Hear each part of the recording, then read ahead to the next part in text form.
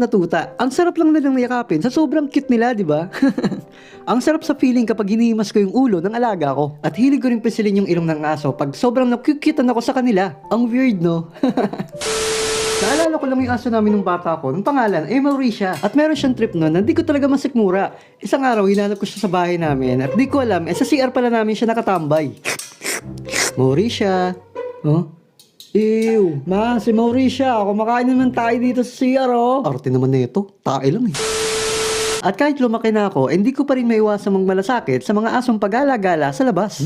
Sarap ng kwek-kwek. Hala, kaninong aso to? Sobrang payat at mukhang gutom na gutom siya, oh. Kawawa naman, bigyan ko nga.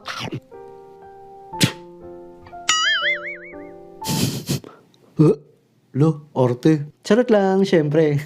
Inubot ko naman ng maayos sa aso. Mabait ako eh. Fast forward tayo sa 2020. Binigyan ako ng Super